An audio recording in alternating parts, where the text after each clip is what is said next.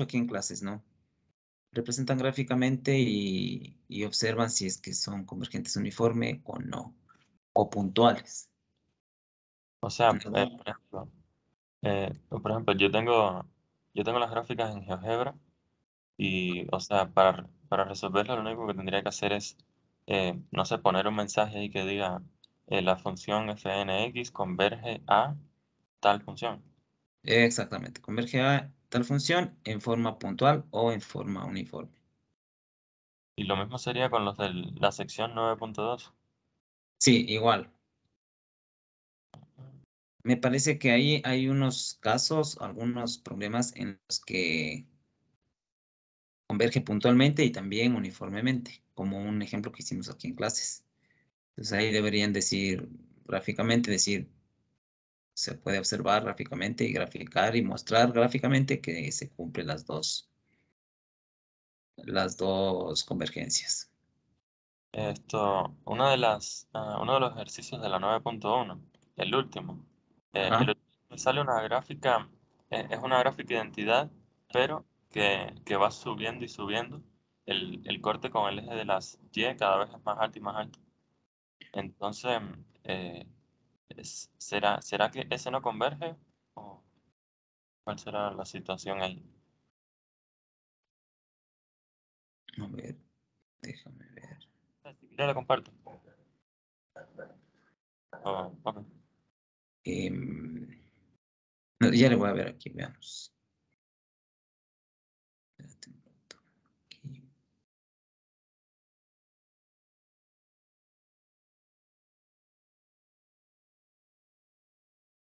Ay, no, perdón. Acá.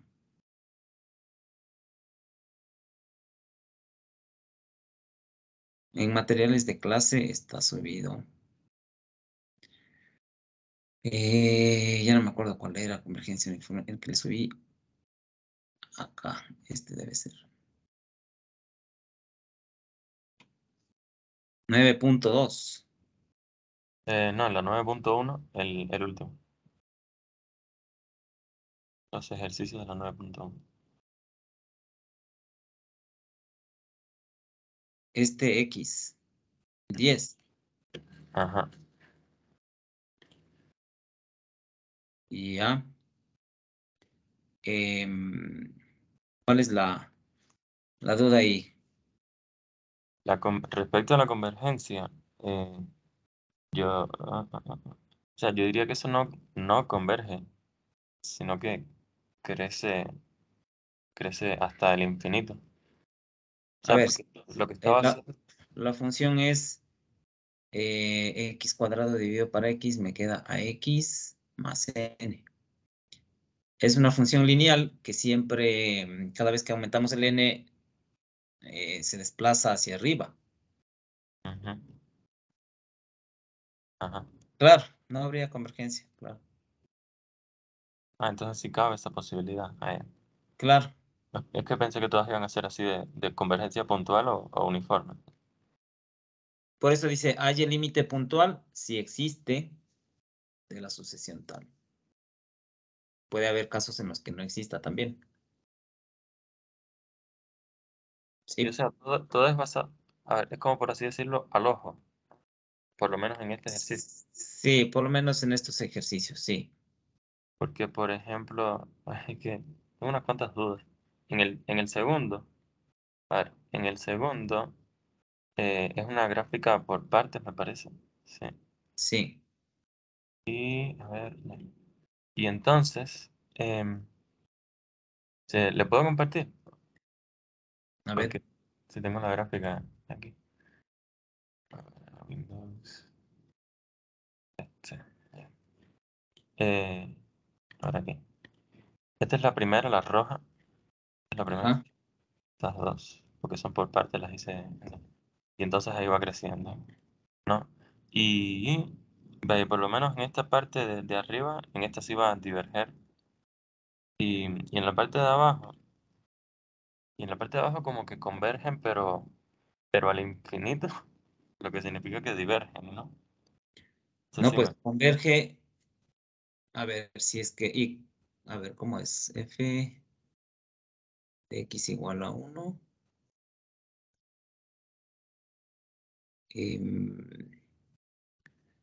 Déjame ver, la función es, vale 0 si el valor absoluto de x es mayor que n. Ah, ya. Y vale x si está entre menos n y n. Entonces,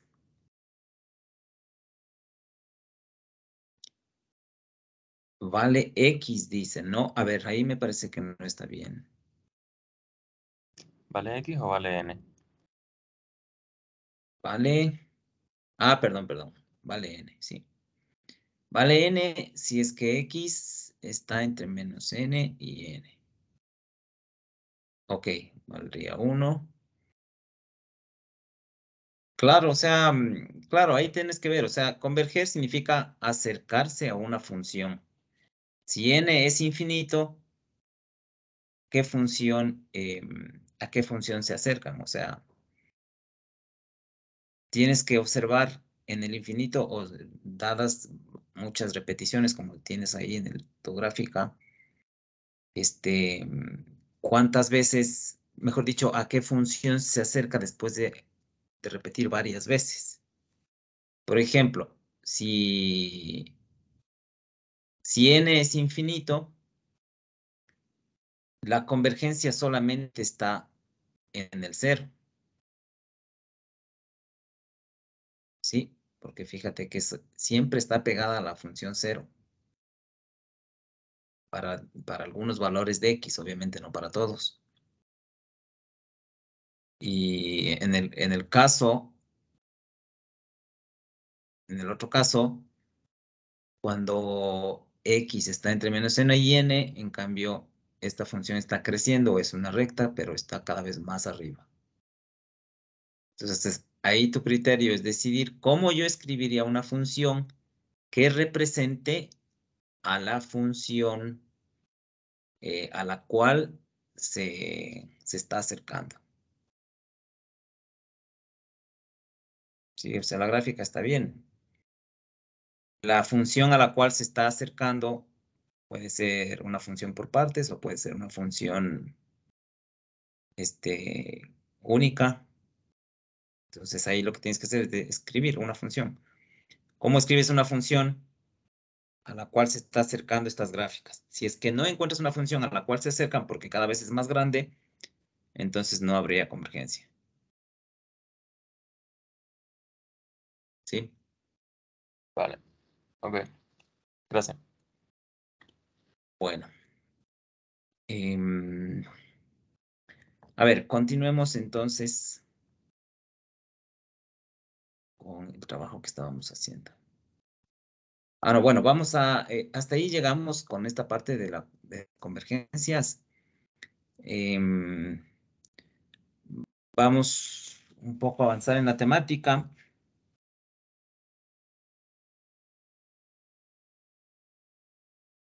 Entonces, lo que vamos a revisar ahora es un poco sobre series de Fourier, otro tipo de series que permiten resolver, algunos, por ejemplo, permiten resolver ecuaciones diferenciales o se aplican para problemas específicos que necesitan escribirse en forma de ecuaciones diferenciales. Entonces, es un método adicional, por decirlo así, para poder resolver. Es una herramienta adicional. Entonces, bueno, la temática, a ver, déjenme ver cómo está escrita la temática aquí en el sílabo.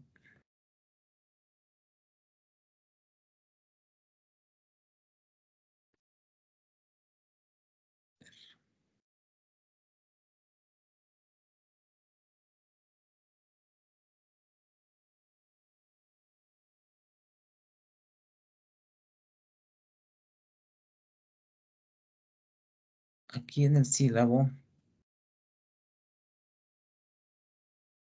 Ya, aquí, esta parte de aquí vamos a ver. Series de Fourier y series de Fourier de una función. Bueno, pero antes de entrar a esta parte de series de Fourier y cómo representar una función en términos de series de Fourier y qué es una serie de Fourier, tenemos que revisar algunos conceptos previos. Entonces, vamos a revisar la ortogonalidad de funciones, qué es, cómo se representa, cómo se sabe, cómo se conoce si es que si es que algunas funciones son ortogonales. Básicamente, el concepto de ortogonalidad relacionado con el concepto de producto interno nos van a permitir determinar la parte conceptual de una serie de Fourier. Sí, porque la serie de Fourier se basa en estos conceptos de ortogonalidad y relacionado con el producto interno. ¿Sí? Entonces,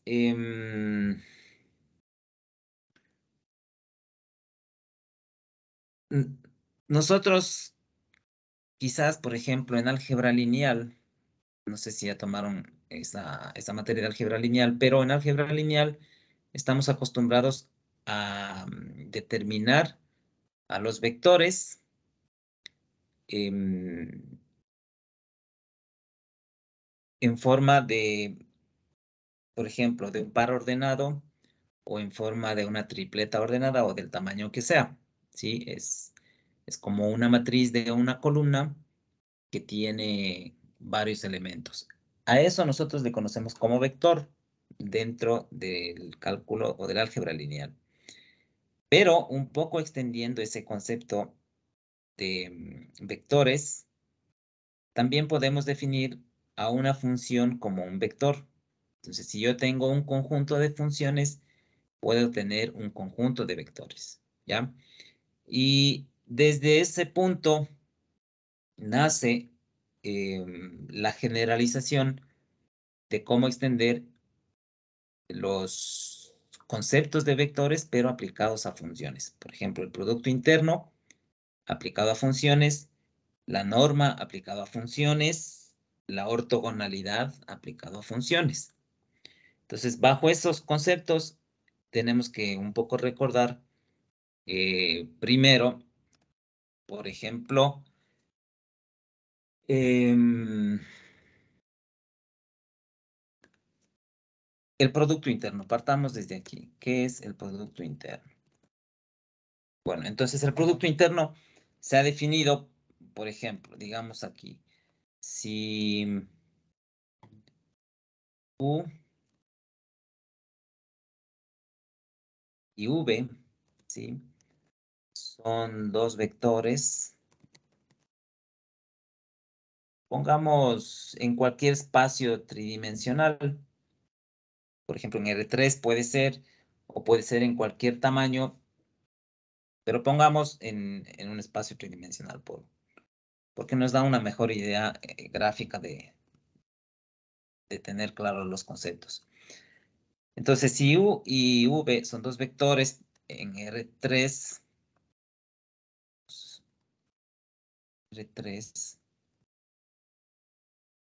entonces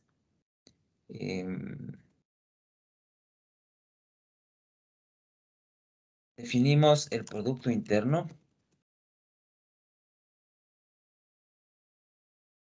escrito de esta manera, con paréntesis, U, V, ¿sí?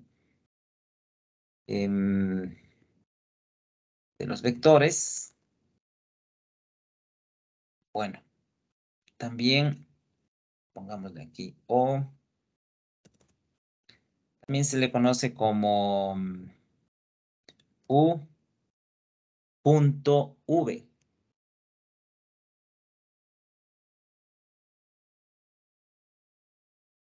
¿sí? Entonces, de cualquiera de las dos maneras vamos a reconocer el producto interno. U, V o U punto V de los vectores U y V, ¿no es cierto? Se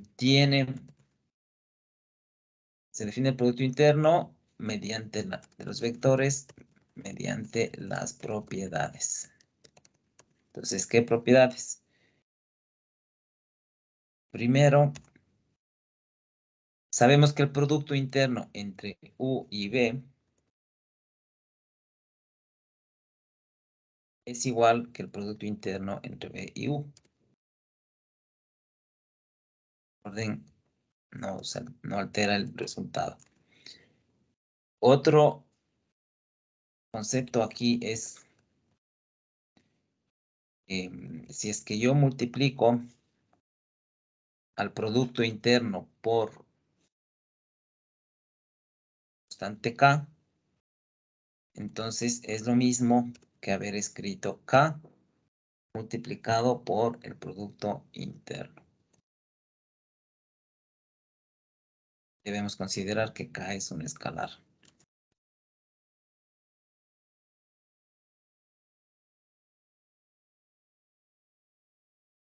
¿Y si K era multiplicada por V? Da lo mismo, porque por esta propiedad de acá arriba, da lo mismo. Ok. La propiedad 3, si U y B son el mismo vector, o sea, por ejemplo, yo hago U producto interno con U, esto es igual a 0. ¿Sí?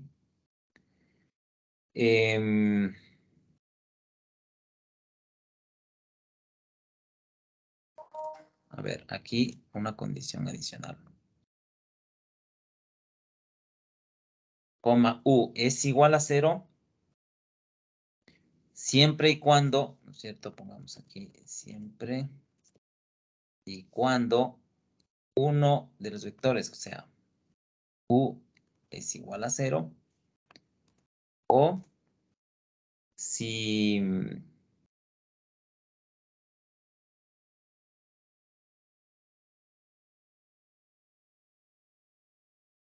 puede ser este producto también mayor que 0.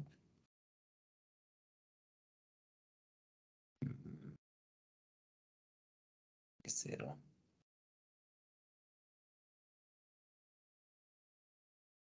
Siempre y cuando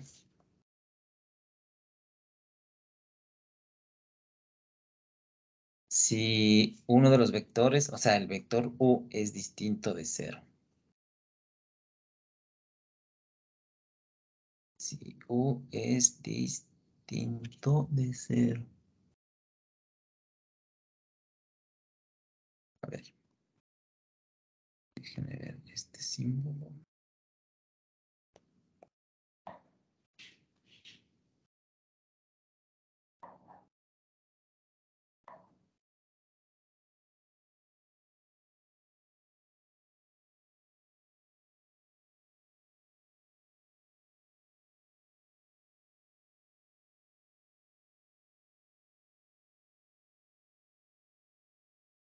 No aparece este símbolo, ya le ingresé el otro día.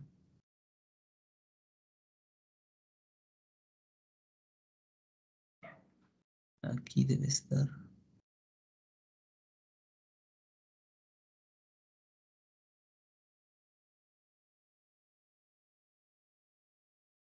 Distinto de 0.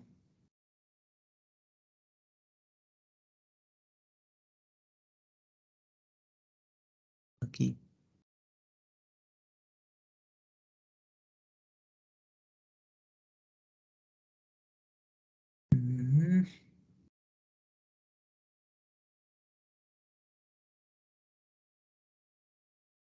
Bueno, pongámosle en palabras, no asoma el símbolo, pero ya le voy a encontrar así. U es distinto de 0. O sea, entonces, el producto interno es 0, indica que el vector es 0. Y en cambio, si el producto interno de dos vectores que son iguales es positivo, eso indica que los vectores son distintos de 0. Ahí le mandé el símbolo de diferente si quiere. en el título. Déjame ver, si, no sé si haya cómo cortar y pegar, eso nunca he hecho aquí, a ver, déjame ver.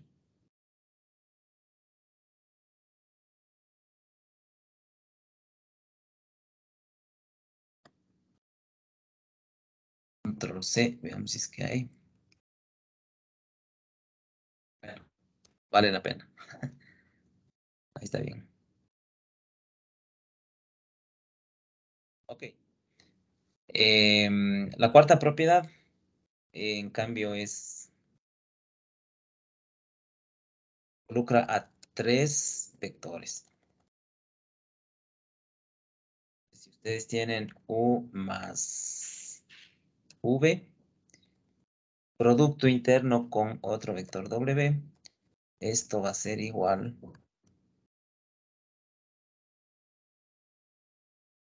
en cambio a U punto V más B punto V.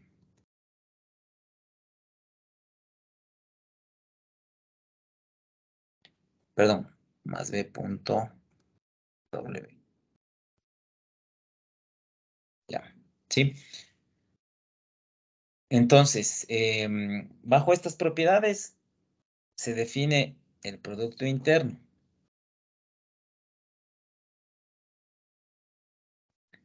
Ok, ahora bien, pero esto necesitamos extrapolar. Estas mismas propiedades se deben extrapolar a vectores que ahora van a ser funciones, ¿sí? Entonces, de manera general,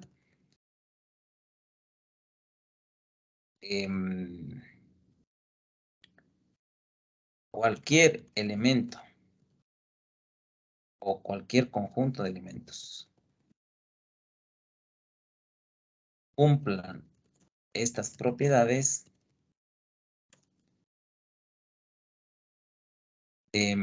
se pueden tratar como vectores. ¿Sí? Por lo tanto, veamos si es que las funciones,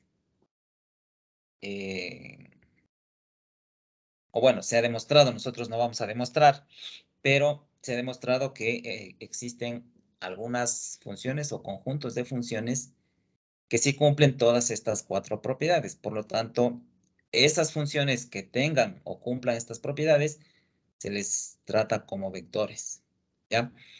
Entonces, vamos a suponer ahora, o sea, ya extrapolando a funciones, suponemos que tenemos dos funciones, una función, no,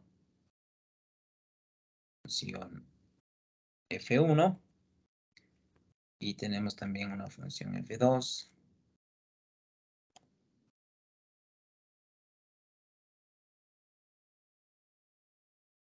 ¿Sí? Suponemos que f1 y f2 son funciones que están definidas en un intervalo, cualquier intervalo, un intervalo AB podría ser. Entonces, ese intervalo AB básicamente puede ser cualquier conjunto. A, B. ¿Ya? Este intervalo AB puede ser de 0 a infinito, de menos infinito hasta infinito. O sea, puede ser cualquier intervalo, siempre y cuando las funciones estén definidas en este intervalo. ¿Ya? Están definidas en el intervalo AB. Entonces, suponiendo que tenemos estas dos funciones, pongamos aquí, se ha comprobado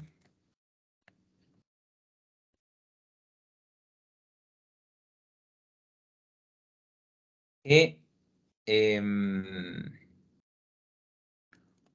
una integral definida sobre AB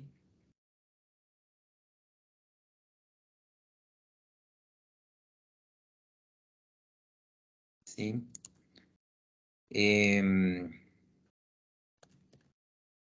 Del producto entre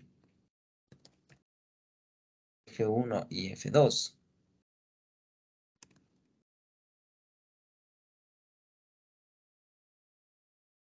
Y entonces, se ha comprobado que el producto de F1 y F2, la integral de ese producto sobre el intervalo AB mismo, se ha comprobado que tiene las mismas propiedades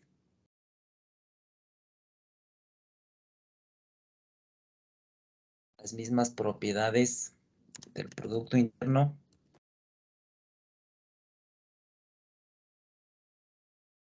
¿sí? Se puede extrapolar el producto a las funciones de la siguiente manera.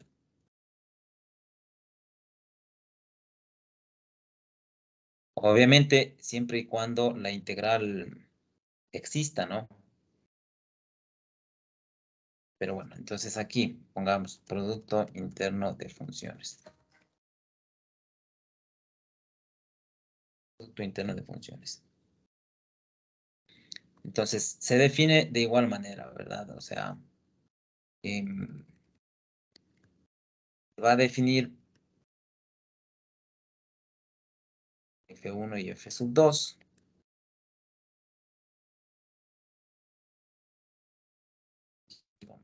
Coma.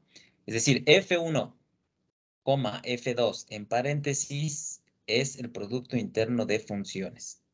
¿Sí? Y esto es igual a la integral. Esto es igual a la integral.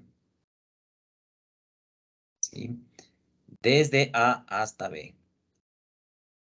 Desde A hasta B. Del producto de las dos funciones. O sea, F1, F2 multiplicadas. F1, obviamente, de X. Vamos aquí por F2 de X. Y el diferencial de X. Ya, entonces, nosotros no vamos a hacer la demostración. Esta demostración de que cumplen todas las... O sea, que un conjunto de funciones F1 y F2 cumplen estas propiedades. Pero ya está probado. Entonces, se puede definir que el producto interno de funciones se le puede definir de esta manera. ¿Ya? Ahora,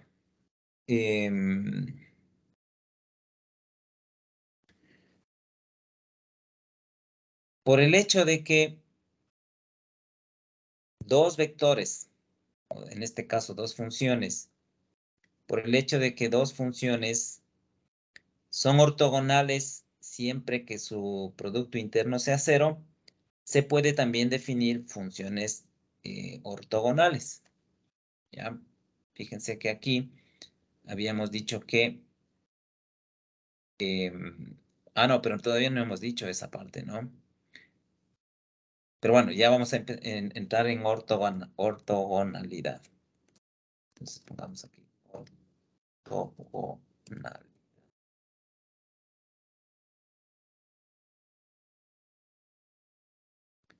Entonces, podríamos decir aquí...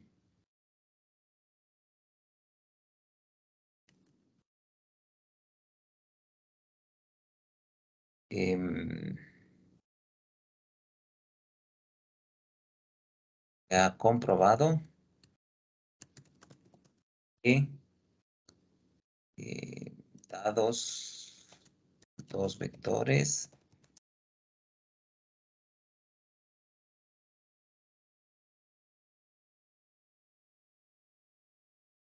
U y B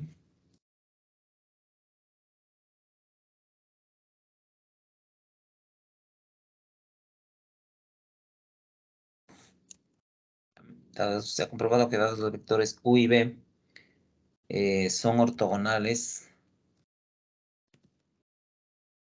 siempre que su producto interno sea cero. Entonces se puede definir funciones ortogonales.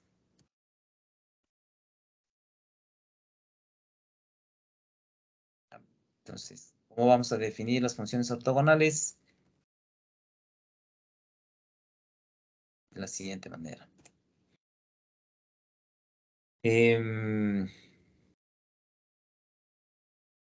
Aquí mismo pongamos. Y aquí ya no quiero negrito.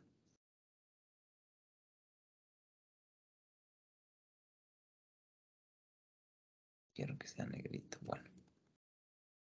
Punto. Ahí creo que vale.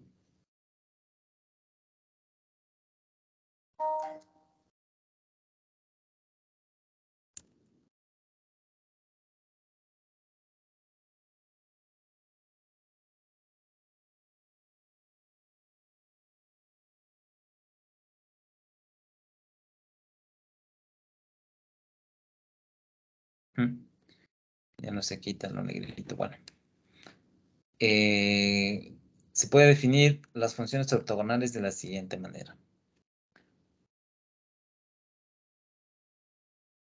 Entonces, pongamos dos funciones, f1 y f2.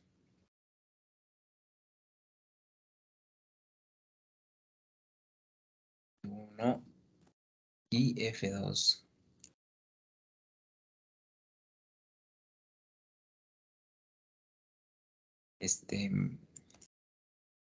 Son ortogonales. Sí, bueno, ortogonales en un intervalo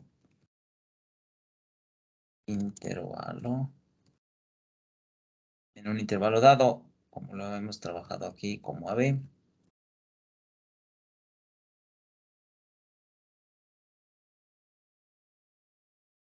Y se cumple esta expresión, pero este resultado tiene que valer 0.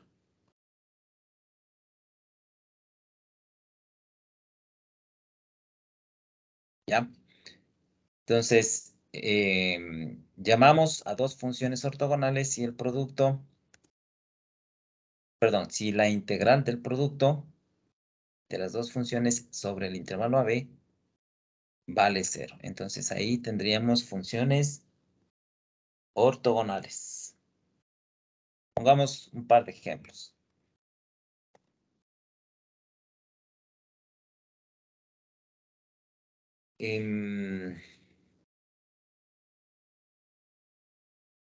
Vamos aquí, si F1 vale tanto, por ejemplo, F1 es igual a X al cuadrado. Y F2 es igual, en cambio, a X al cubo.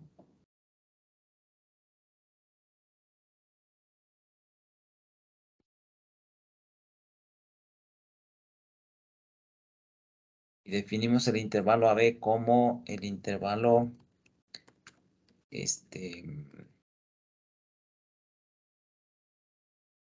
vamos aquí, desde -1 hasta 1.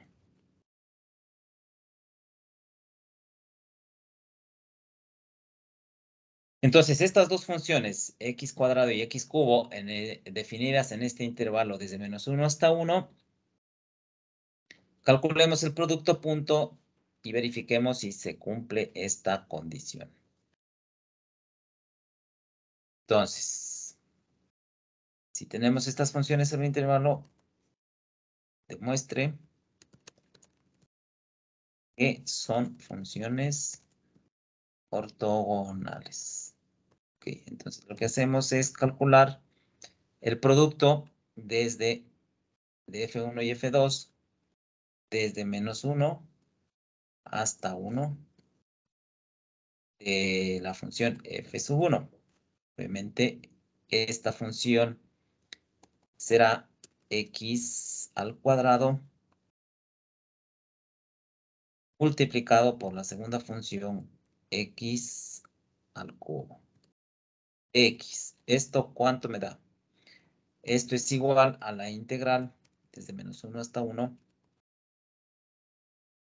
de x a la quinta. ¿Cierto? Sabemos que la integral de x a la quinta desde menos 1 hasta 1, eso me da x a la sexta sobre 6. Y si es que evaluamos en menos 1 y 1, ese resultado me tiene que dar 0. ¿Verdad? Entonces, por lo tanto, podríamos decir que x al cuadrado y x al cubo son dos funciones que son ortogonales.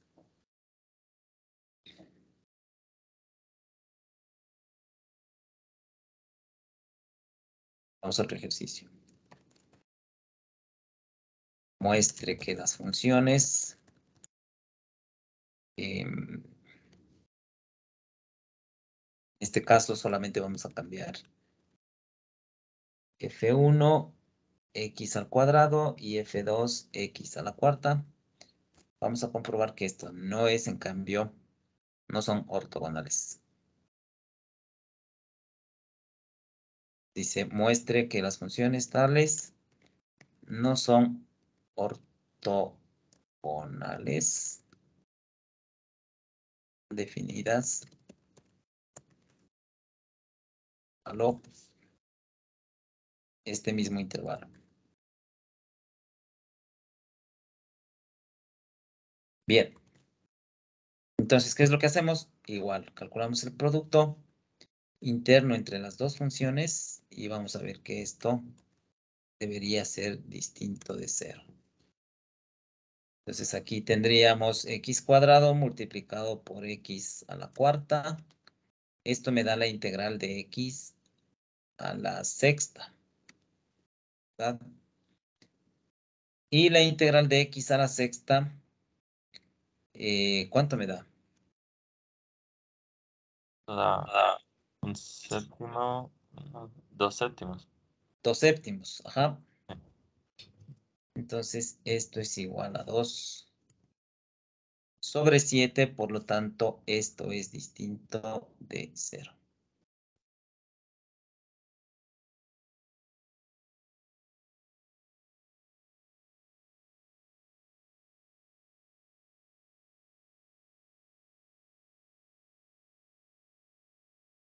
Y por lo tanto, no son ortogonales.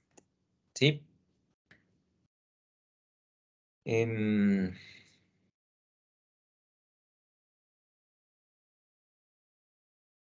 Bueno, nosotros hemos aprendido que, o sea, en forma geométrica, hemos aprendido que dos vectores son ortogonales si es que los vectores son perpendiculares. ¿Sí? Obviamente aquí ese sinónimo o esa forma de relacionar ortogonalidad con perpendicularidad no tiene un significado geométrico, ¿sí? Porque no podemos decir que una función es perpendicular a otra función. Pero en cierto sentido podríamos mantener esa relación, o sea, un poco la idea, ¿no es cierto?, de relacionar el concepto geométrico de los vectores, relacionar con el concepto de las funciones, o sea, en el campo de las funciones.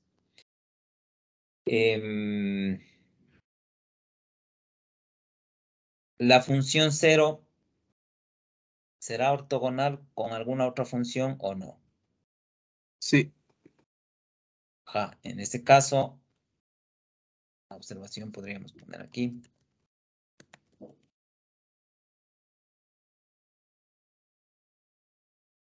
Y f de x es, vamos aquí mismo. F f de x es igual a 0, entonces esta función es ortogonal a todas las funciones. Y de esa manera podríamos, o sea, un poco visualizar que no significa, o sea, no hay el significado geométrico de que sea perpendicular. Básicamente el punto 0 o la función 0 no podríamos visualizar que sea perpendicular a otra función, ¿ya?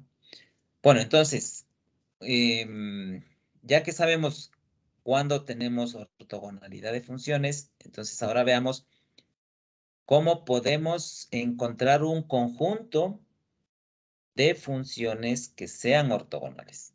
En este caso hemos visto dos funciones, x cuadrado y x cubo. Pero podemos definir alguna normativa, podemos definir algunas reglas para poder encontrar un grupo grande, es decir, un conjunto grande de elementos o funciones en los cuales todas esas funciones sean ortogonales entre sí. ¿Sí?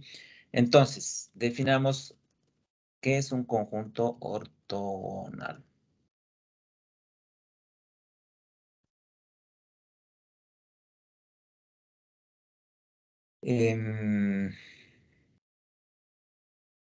Veamos.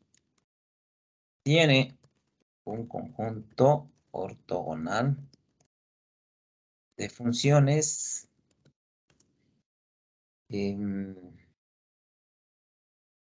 reales que le vamos a denominar de esta manera. Como es conjunto, todo conjunto tiene llaves, ¿no es cierto? Y los elementos van a ser funciones. Bueno, utilicemos aquí una variable distinta solamente para diferenciar. Aquí. Phi sub 0. Algunos elementos. C. Phi sub 1. 2, etcétera, etcétera. Ya, entonces tenemos que estos elementos de aquí, bueno, son variables, perdón, son dependientes de la variable x.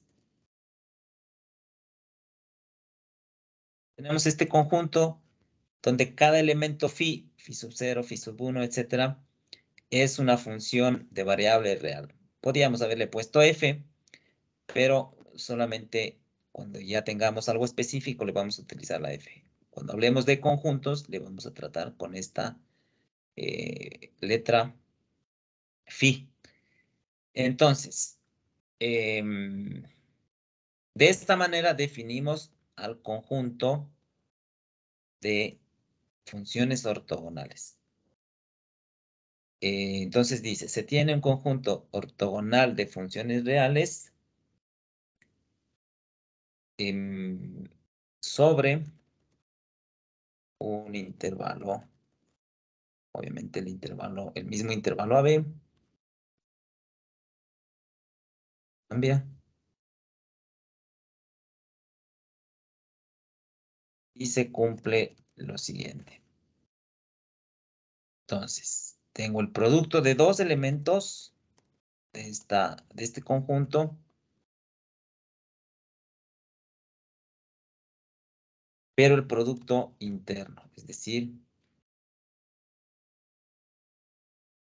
vamos a calcular el producto interno de dos elementos cualquiera. Entonces ya no es phi sub 0, sino phi sub m, cualquier elemento. Y ya no será el primer elemento aquí, sino que será otro elemento n. Entonces, si yo elijo dos elementos, phi sub m y phi sub n, cualquiera que estos sean, este producto interno, calculado como la integral, como vemos acá,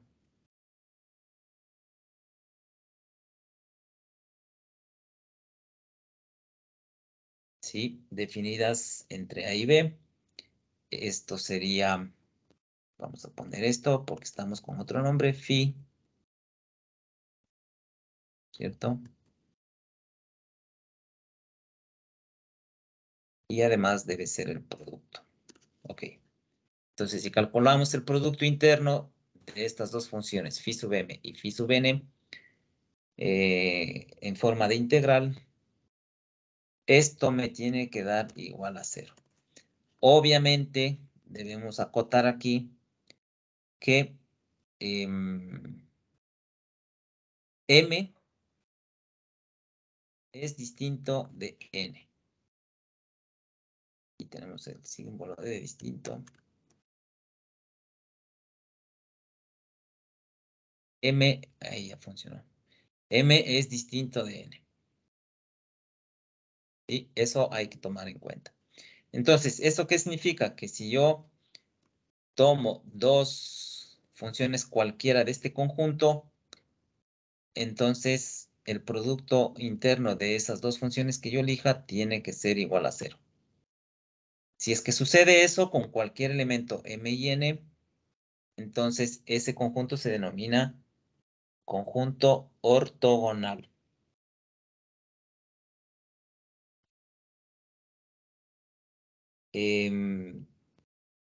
Bien, ahora vamos a definir una propiedad adicional sobre este conjunto, que es la propiedad de ortonormalidad. Entonces, una cosa es la ortogonalidad, geométricamente, entre comillas, significa perpendicularidad, y la otra es el concepto de ortonormalidad. Ortonormalidad ya tiene que ver con la norma, y la norma tiene que valer igual a 1, ¿sí? Eso es el concepto de ortonormalidad. Entonces, primero recordemos qué es la norma de un vector. Entonces, acuérdense que la norma de un vector, o llamado también la longitud del vector,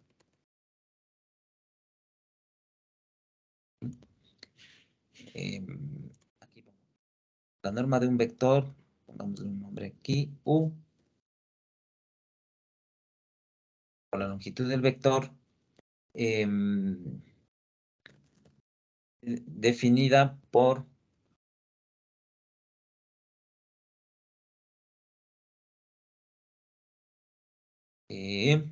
aquí necesitamos esta simbología.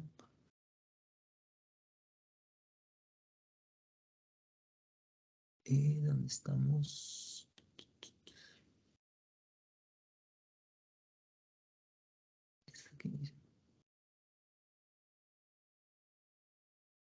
No.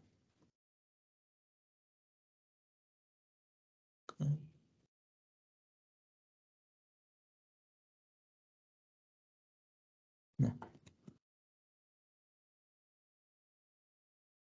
Busco dónde está.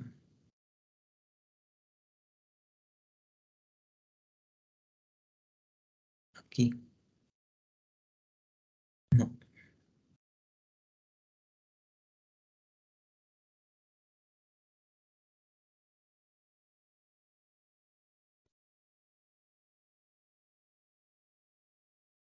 ¿Dónde estaba yo? Tenía esos conjuntos.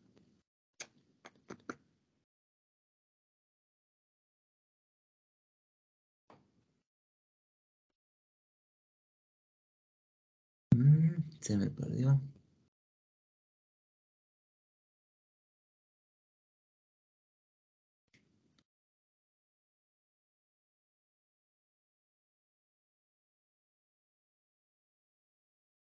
Esto es paralelo.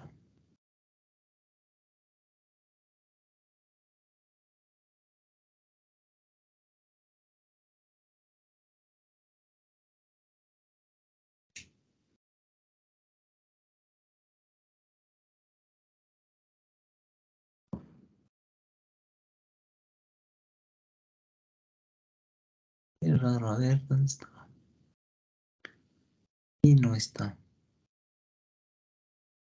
Ah, no, aquí está. Chuta. Aquí está. Ok. Entonces, la norma del vector se define con esta simbología, ¿no es cierto? Ustedes ya conocen, creo que en álgebra lineal habrán ya revisado esa simbología. Entonces, la norma del vector se puede expresar en términos del producto interno.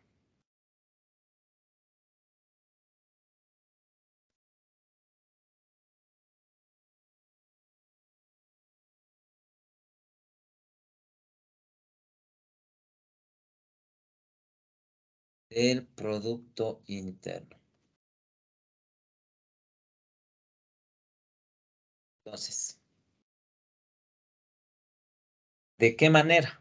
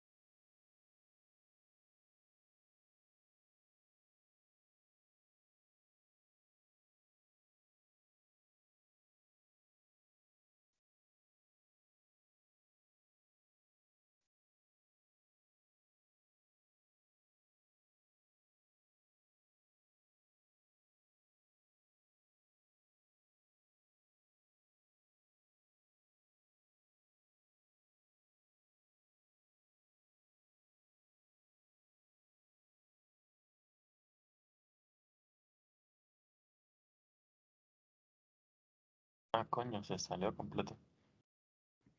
Se le fue el internet.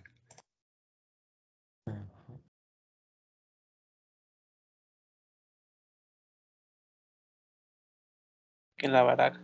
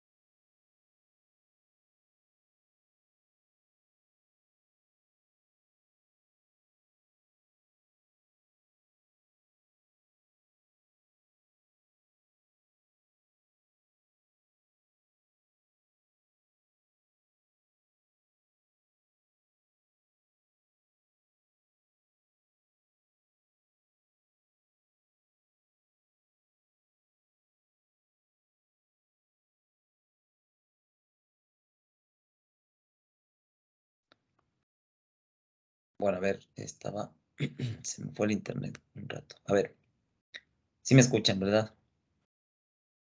Sí, profe. Sí, sí, profe, todo bien. Ya, a ver, entonces, continuemos, verán.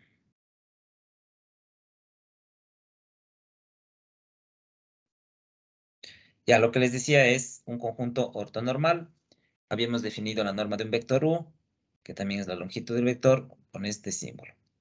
Entonces, esta norma se puede expresar también en términos del producto interno. ¿De qué manera? Si nosotros hacemos o calculamos el producto interno del vector U por U, donde tengo aquí,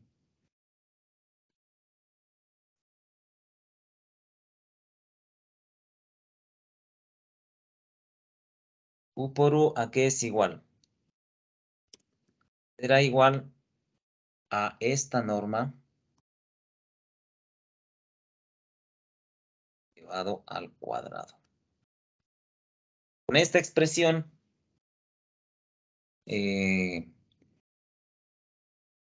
pongamos así, la expresión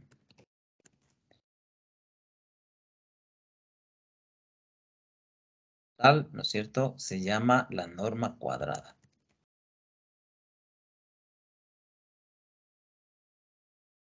Okay. Con esta expresión podemos relacionar a la norma con el producto interno. Entonces, si tenemos que el producto interno entre U por U es igual a la norma al cuadrado de U, podríamos también decir que esto sería igual. Aquí. Esta expresión será igual a este producto interno, pero como la raíz, obviamente cuadrada, ¿no?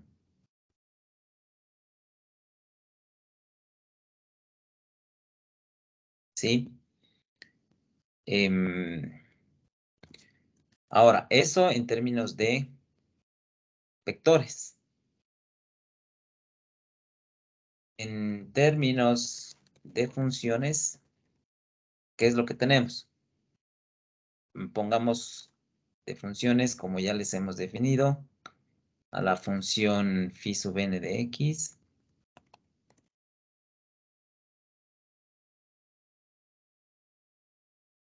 Bueno, ya sabemos que depende de x. Pongamos en términos de funciones phi sub n, se puede definir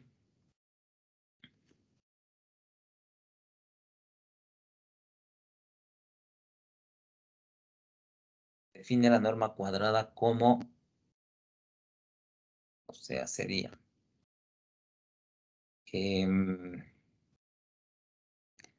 esta expresión de aquí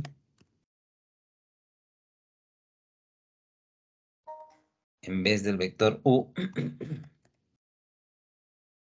sería la función, ¿verdad? Esta norma, si queremos elevarle al cuadrado, pondríamos cuadrado, va a ser igual al producto interno de estas funciones.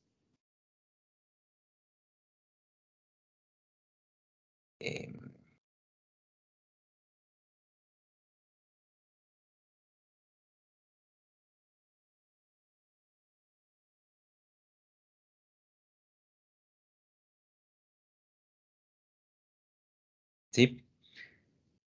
Ok. Entonces, bueno, de otra manera también podríamos escribir esto como la raíz, ¿no es cierto? No solamente esto aquí, esto sería igual a la raíz de este producto interno. Raíz cuadrada. ¿Sí? Esta expresión, ¿qué es lo que determina? Esta expresión determina, bueno, vamos a esta expresión. Determina la norma o la longitud de la función. Esta función phi sub n.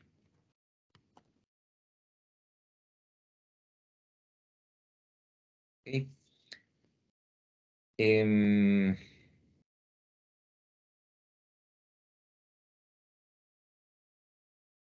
Desarrollando en términos de esta expresión, ¿cómo nos quedaría? O sea, en resumen, ¿qué es lo que hemos dicho? Hemos dicho que esta norma cuadrada de funciones es igual al producto interno, pero el producto interno definido como integral. Es decir, sería esta integral de acá. De aquí, desde A hasta B. Y aquí ya no tendría esta función, sino que tendría esta de acá. Pero, como están... Ay,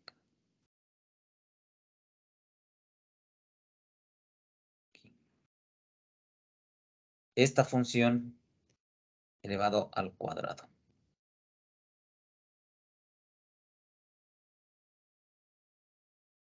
Entonces, esa es la norma cuadrada de una función.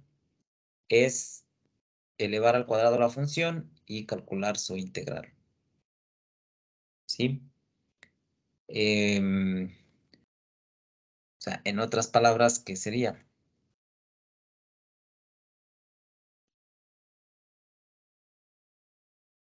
Escribiéndole de manera diferente, esto de aquí se puede escribir como si yo elimino esta exponencial y escribo esto dentro de una raíz. Entonces, esto sería la raíz cuadrada y aquí estaría incluida esta integral.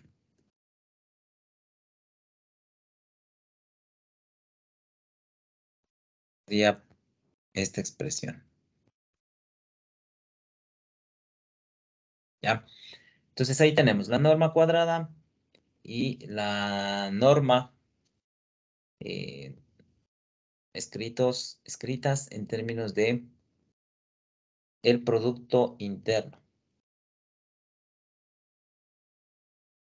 Ahora bien, para terminar esta parte podríamos decir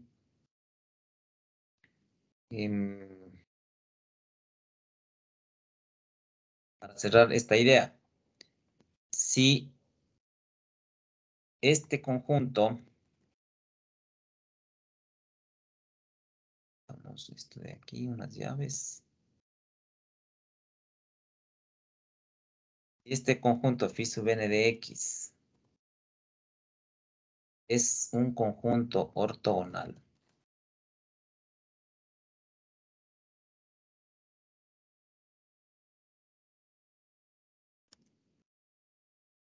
Funciones definidas sobre AB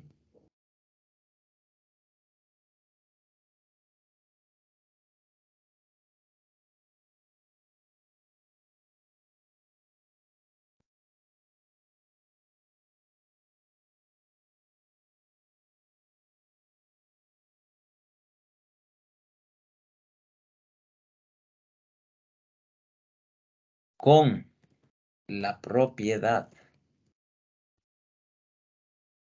de que esta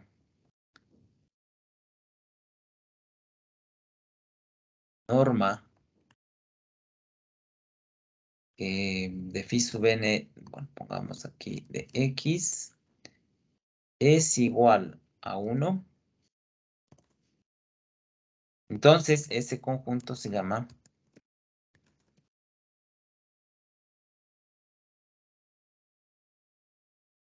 ortonormal. Ortonormal. ¿Sí?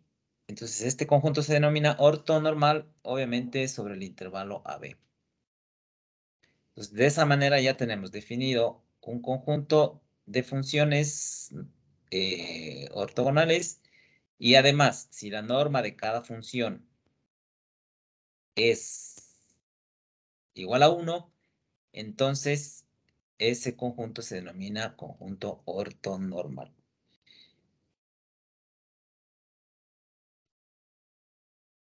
Ok, veamos otros ejemplos.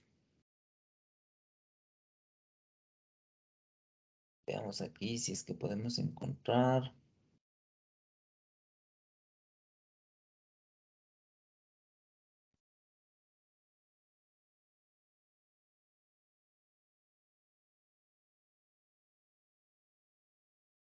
Digamos que me piden, dice, demuestre que el conjunto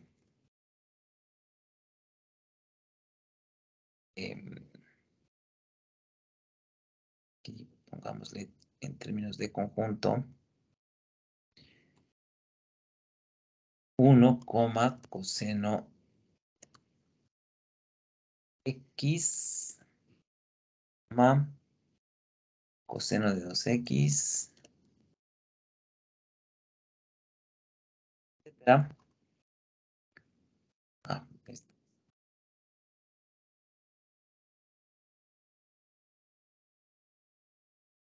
Entonces, demuestre que este conjunto es ortogonal.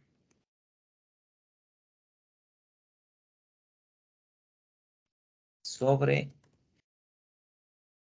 intervalo.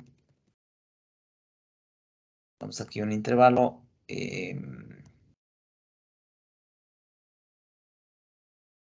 Desde menos pi hasta pi. Entonces, ¿dónde está aquí la función pi? Ok.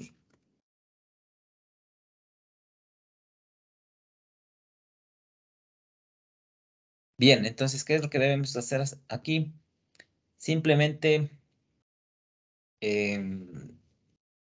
demostrar, aquí deberíamos demostrar, no tomando cada valor, por cada elemento, por ejemplo, este elemento con este elemento, demostrar que el producto interno entre los dos es 0, y lo mismo, por ejemplo, este elemento con el 1, es decir, no tenemos que demostrar de uno en uno porque no acabaríamos nunca. Lo que tenemos que hacer es estandarizar o definir esto en términos de n. Es decir, coseno de 2n, coseno de 3, perdón. Coseno de x, coseno de nx, y cuando n va cambiando, ¿no es cierto? Voy teniendo una función diferente. Entonces, vamos aquí a definir. Definimos, por ejemplo, la primera función, que es igual a 1, sabemos que es phi sub 0 de x, ¿cierto? Ponemos aquí sub 0 de x es igual al primer elemento de ese conjunto. ¿Sí? Podríamos definir al resto de funciones, le podemos definir en términos de n, como les había dicho. Es decir, control V sub n de x. Entonces, esto ya no sería phi sub 1 ni phi sub 2, sino que esto se llamaría phi sub n de x.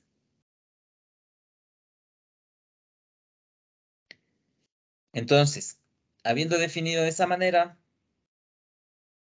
¿qué es lo que debemos hacer? Entonces, se debe demostrar que el producto interno que está definido a través de la integral de esta función phi sub 0 de x por phi sub n de x es siempre igual a 0. Obviamente, este n tendría que ser distinto de 0. ¿Sí?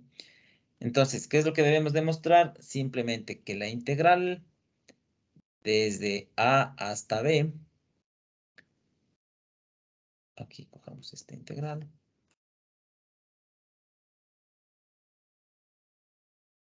desde a hasta b definidas como desde menos pi hasta pi. ¿Dónde está el pi acá? Desde menos pi hasta pi. ¿De quién? De phi sub 0 de x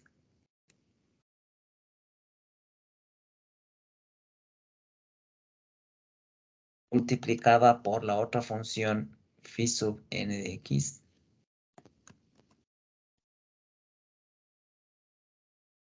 Esta integral siempre vale 0. O sea, ya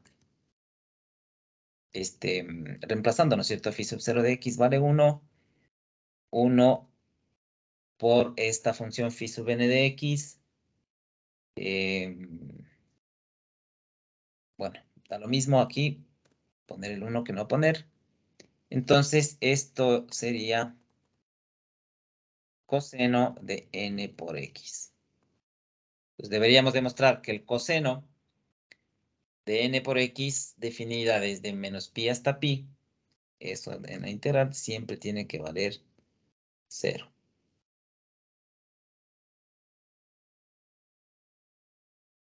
Obviamente aquí, ¿qué es lo que faltaría acotar? Que bueno, ya les dije, ¿no es cierto?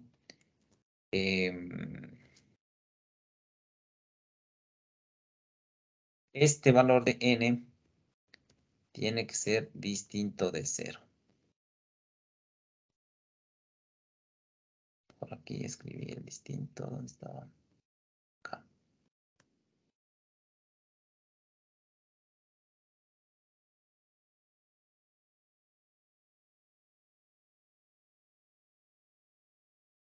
Esto tiene que ser distinto de 0. Entonces,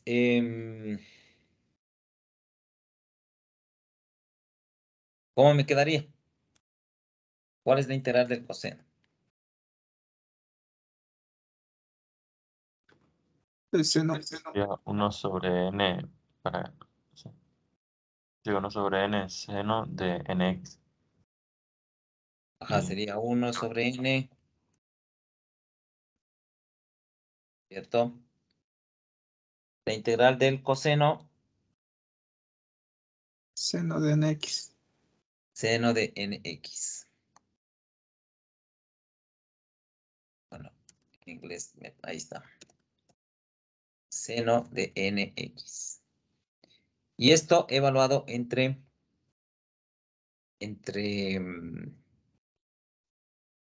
menos pi y pi. O sea, podríamos poner aquí,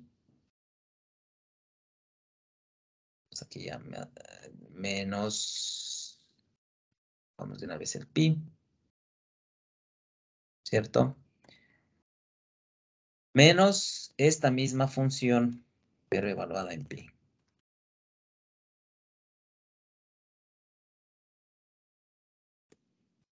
Entonces sabemos que esto vale 0 automáticamente.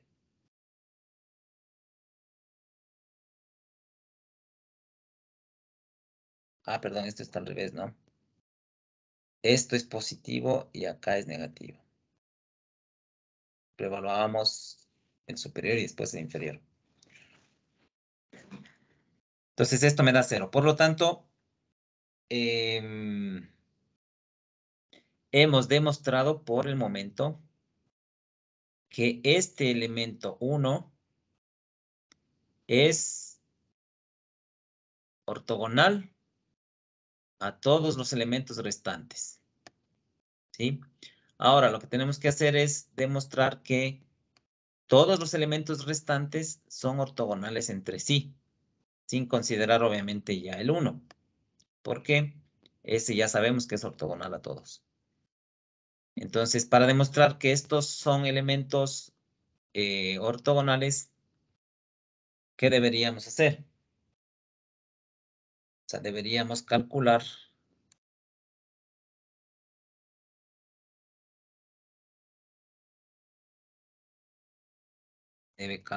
o más bien se debe demostrar que esta integral, pero obviamente esto sería ya no la función sub 0, sino sub m y sub n. ¿Ok? Considerando, ¿qué cosa? Que m es distinto de n. ¿Sí? Em,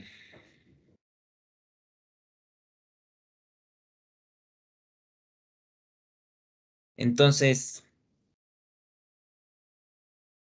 ¿qué es lo que deberíamos hacer? Multiplicar la integral el coseno de nx por el coseno de n más 1 x. Ajá, entonces, a ver, pongamos aquí. Escribimos esta misma integral. Sabemos que phi sub m de x, ¿qué es? Es el coseno de mx. Y sabemos que phi sub n de x es, en cambio, el coseno de n por x. ¿Sí? Entonces, aquí necesitamos una identidad trigonométrica.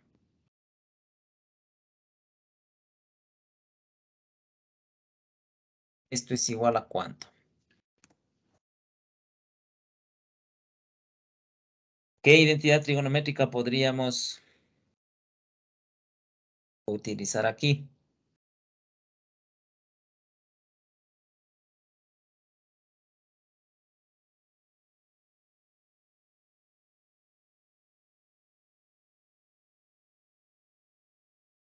O sea, el coseno de el producto.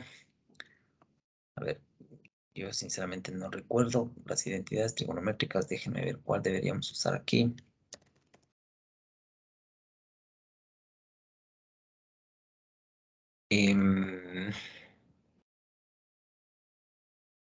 Pongamos aquí todo de funciones.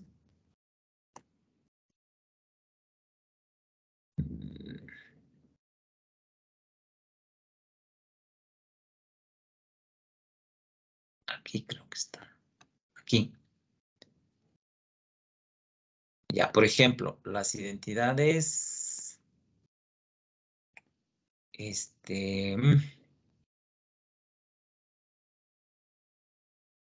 Aquí.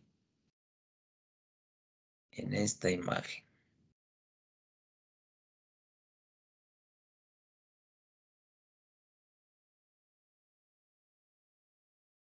Esta es de aquí, fórmula del producto. Entonces, si yo tengo coseno, ¿no es cierto? Tengo coseno de alfa por coseno de beta. Esto es un medio, coseno de alfa más beta, más coseno de alfa menos beta. Entonces, vamos a usar esta identidad de aquí. Entonces, esto sería igual a, bueno, en un medio podría salir de la integral y copiamos esta integral aquí.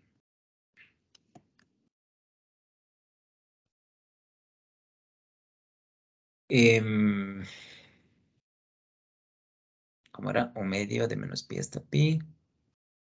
Era el coseno de m más n por x, ¿no es cierto? M menos N creo que era. Pues creo que era, bueno, pero da lo mismo, ¿no? Y aquí era m menos n, ahí. Y la x, obviamente, fuera del paréntesis. A ver, déjenme ver si está bien.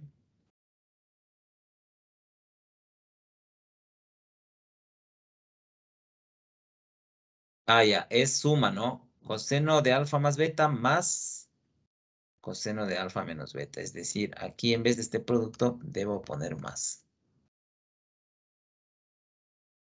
Ya. Si es que quieren, pongámosle aquí para no confundirnos. Pongámosle dentro de un corchete.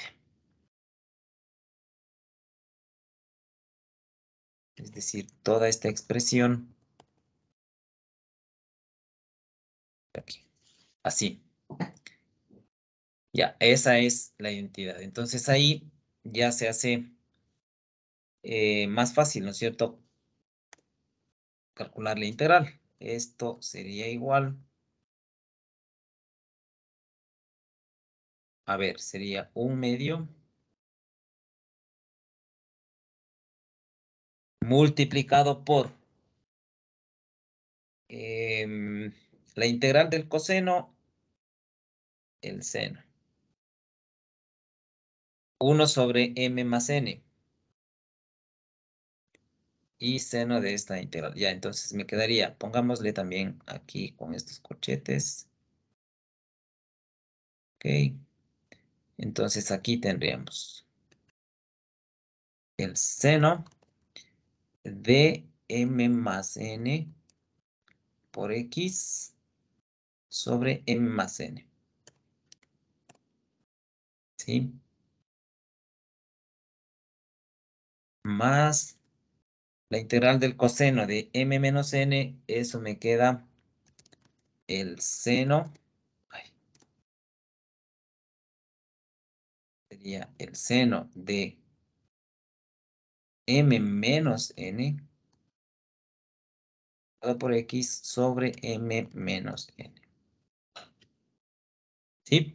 Y esto evaluado entre menos pi y pi.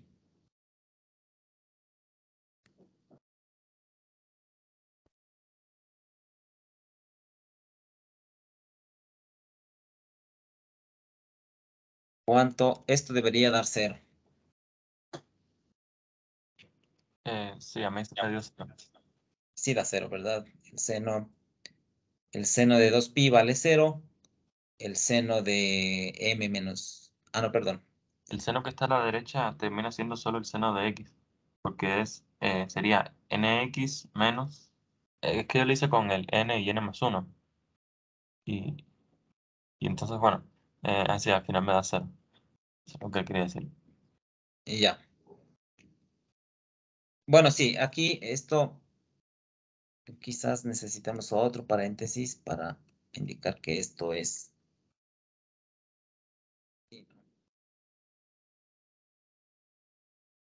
Para que no se confundan, quizás haya un poco de confusión ahí. Ya. Entonces, reemplazando el valor de pi en la x, esto me va a dar 0.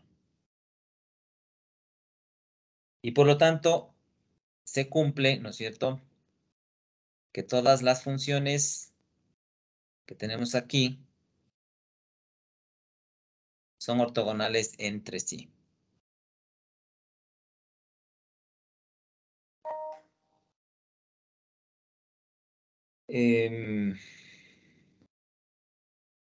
Ya. Hagamos otro ejercicio para calcular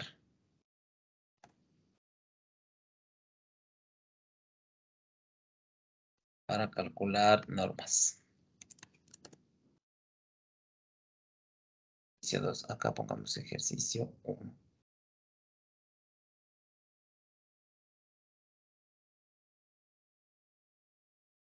Entonces,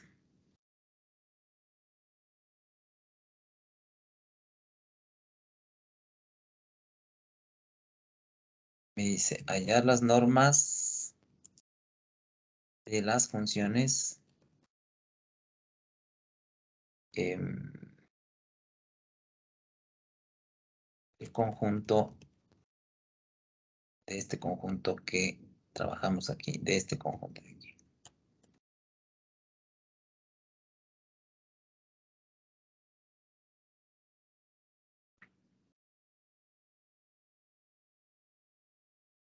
¿Ya? Entonces,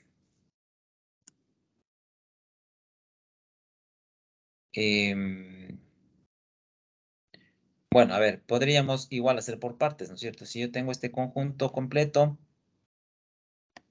estos les voy a definir como nx, o sea, coseno de nx, y aquí este conjunto, este elemento aislarle, ¿verdad? Entonces, el primer elemento que es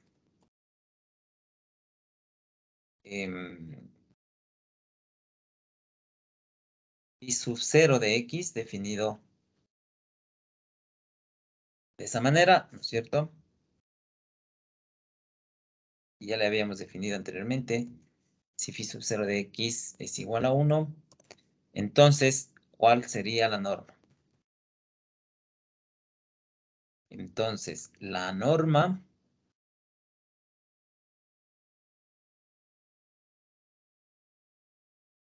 de este elemento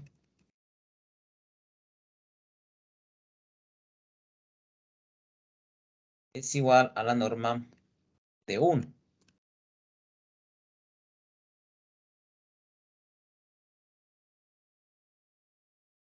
Y además, si le estamos trabajando como funciones,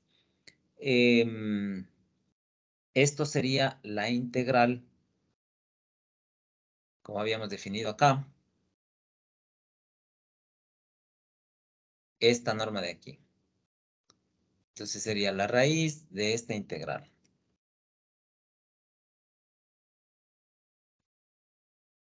Raíz desde menos pi hasta pi, ¿cierto? Desde menos pi hasta pi de phi sub 0 de x al cuadrado, es decir, de 1. ¿Cuánto me da esta? Raíz de 2pi. Ajá. Raíz de 2pi. Esto es igual a la raíz de 2pi.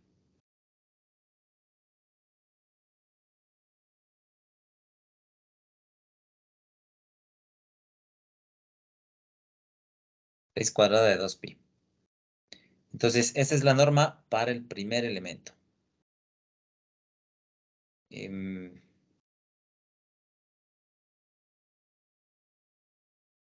Ya. Ahora veamos para los siguientes elementos.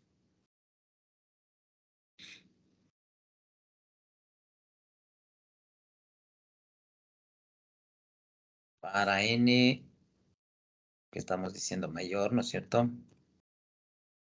Vamos aquí, para n mayor que 0.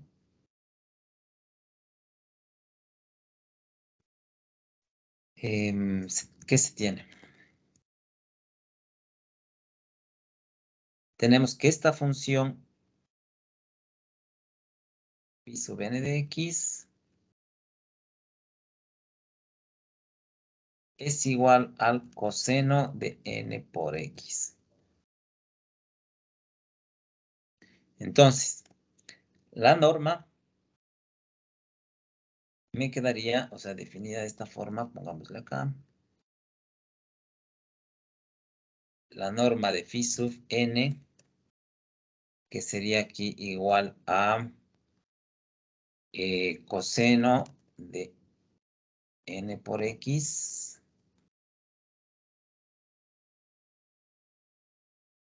Esto sería la integral desde menos pi hasta pi de el coseno cuadrado de nx. Aquí pongamos coseno cuadrado de nx. ¿Verdad? Entonces,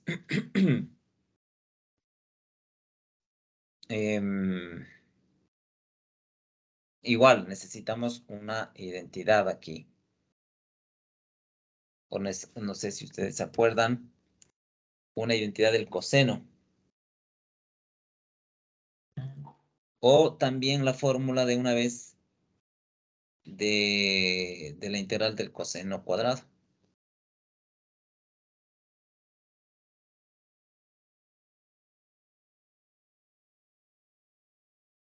Me parece que era 1/2 por 1 más o menos. A ver. No, sí, más Uno más coseno de 2 y lo que esté adentro, 2nx coseno sería. de 2nx. Ajá, entonces sería, esto sería igual acá. En vez de esto tendríamos, podríamos escribir así. Sería, pues no.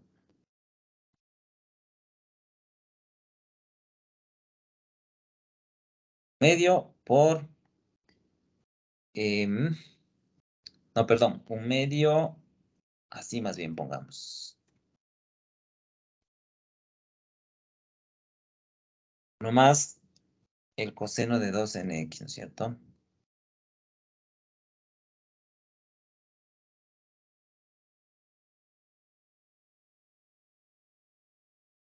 Sí, ahí estamos bien.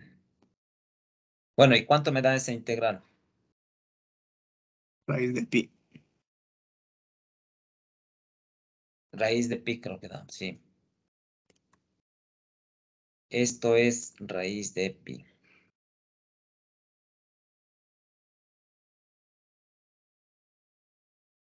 Ok, y entonces ya tenemos la norma para todos los elementos de la función, del conjunto, perdón, de elementos. Este conjunto no es un conjunto ortonormal, porque sus normas no son igual a 1. La norma vale raíz de pi para el caso n mayor que 0 y vale raíz de 2pi para el caso cuando n vale 0. Entonces es un conjunto ortogonal, pero todavía no es un conjunto ortonormal.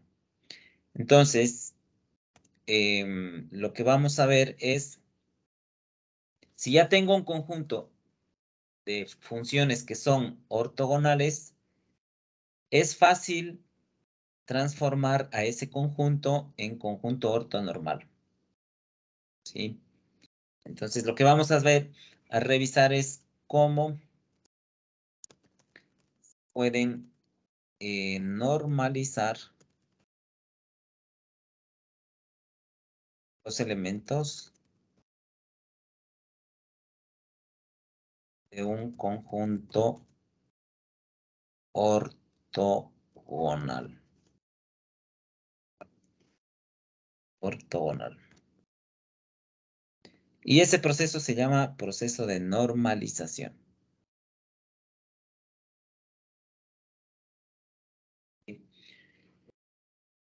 El proceso, bueno, aquí el proceso llamado normalización lo hace al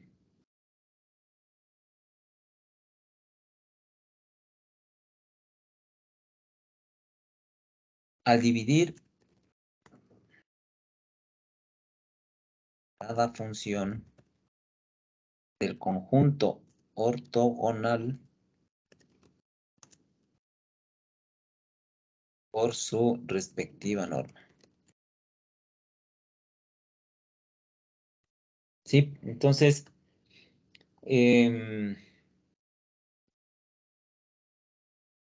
este conjunto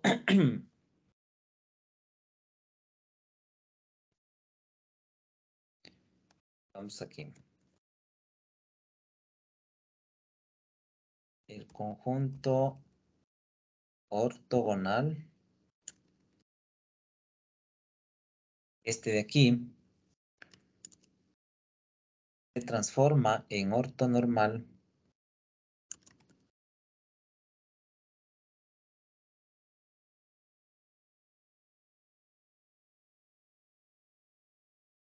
de la siguiente manera. Es decir, a este mismo conjunto que tenemos le vamos a dividir cada uno por su respectiva norma y tendríamos el conjunto normalizado. Entonces, aquí deberíamos poner 1 dividido entre su norma, que la norma ya habíamos calculado, que era raíz de 2pi, ¿no es cierto? Raíz de 2 por pi.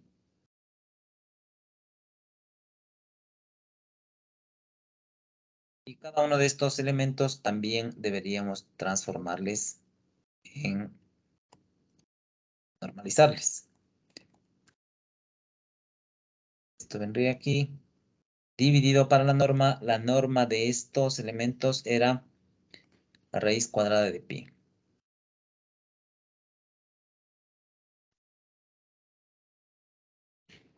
¿Sí?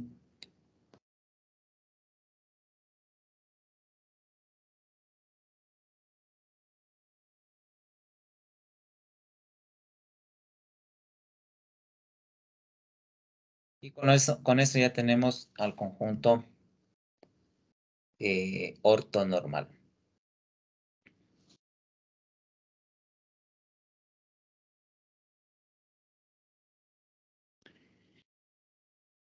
Em,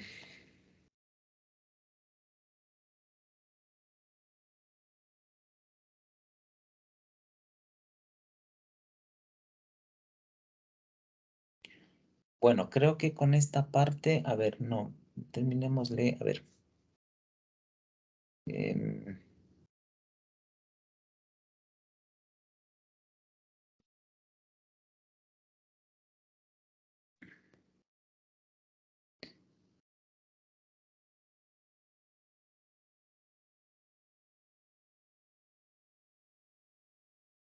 pero déjenme ver. ¿Hasta dónde podríamos avanzar? Ya hemos visto cómo normalizar.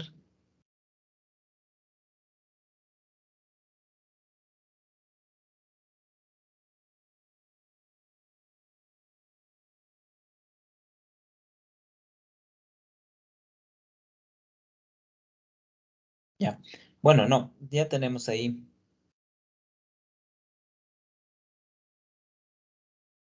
Ya tenemos ahí a los conjuntos. Muy bien. Em,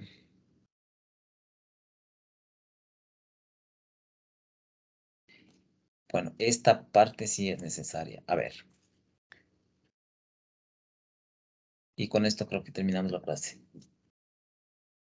Pongámosle. A ver. Pongamos que tenemos un conjunto de, de funciones ortogonales. Ya le hemos definido como phi sub n de x.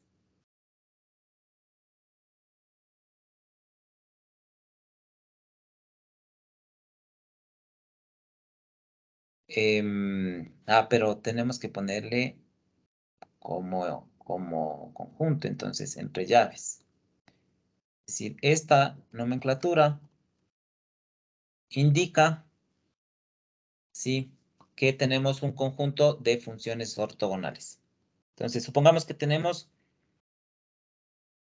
ese conjunto infinito, además de funciones que son ortogonales,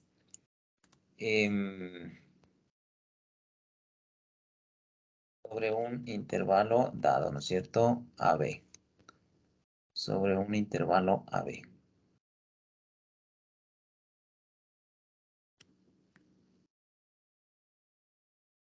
Entonces, la pregunta es,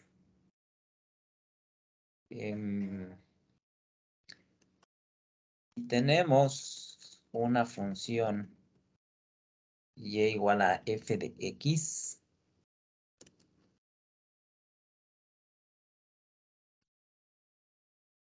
que también está definida en el mismo intervalo AB, ¿sí? Si tenemos una función definida en el mismo intervalo AB,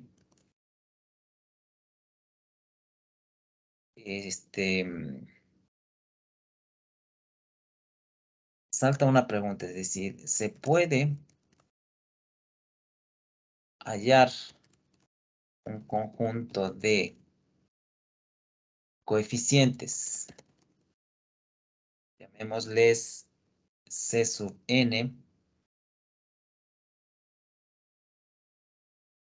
C sub n,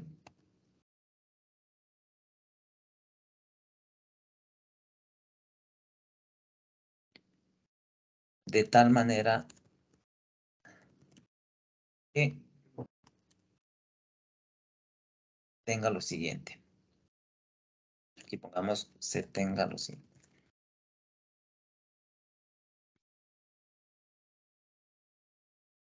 Es decir, mi función y igual a f de x se podrá escribir de esta manera o no. C sub 0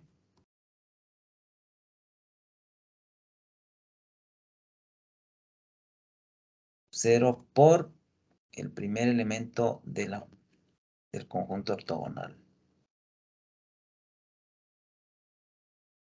Es decir, esto es 0 de x. Más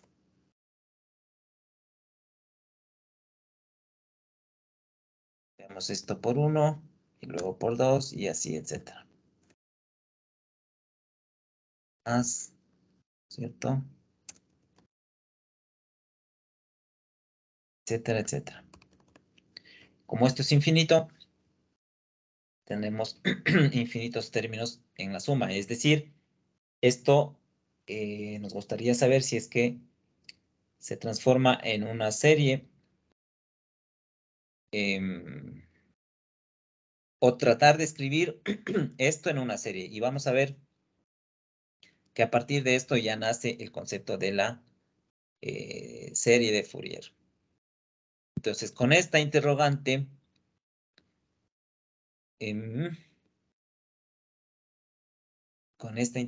aquí me faltó cerrar como interrogante. Con esta interrogante se puede definir ya a la serie de Fourier. Bueno, eso lo vamos a hacer mañana entonces, utilizando el concepto de ortogonalidad y de ortonormalidad.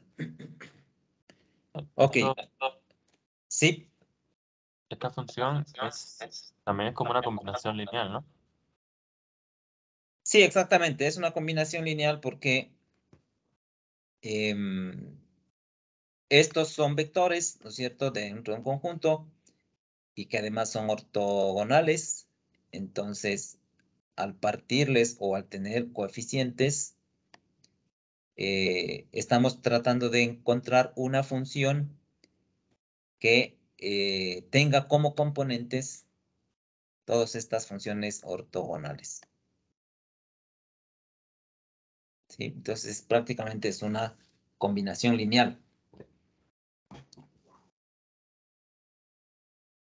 Bueno, entonces eso lo haremos mañana. Nos quedamos hasta ahí. No sé si tengan alguna duda.